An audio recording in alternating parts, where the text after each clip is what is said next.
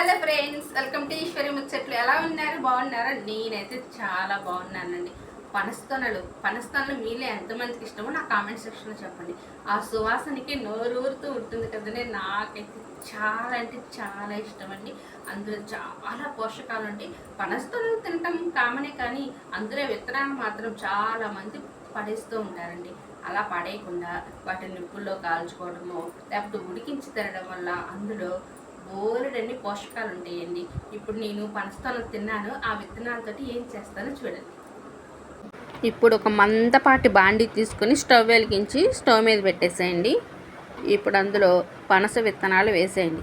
ఆ పనస గింజలను అలా ఉంచేస్తే కొంచెంసేపటికి అలా కాలుతాయి అన్నమాట. అటు ఇటు మధ్య మధ్యలో కదుపుతూ ఉండండి.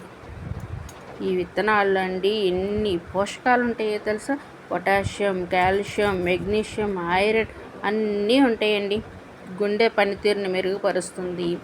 ఐరన్ తింటే జుట్టు పెరుగుతుందండి. ఆడవాళ్ళందరూ ఐరన్ కావాలి కదా మనకి. ఎముకలు బలంగా ఉంటాయి, ఏకాగ్రత పెరుగుతుంది. హిమోగ్లోబిన్ తక్కువగా ఉండళ్ళు ఇవి రోజు తింటూ ఉండండి, నష్టమేం లేదు. హిమోగ్లోబిన్ పుష్కలంగా అందుతుంది. ఇక మీద పనస గింజలు పడేయకండి. Please subscribe my channel. Bye by.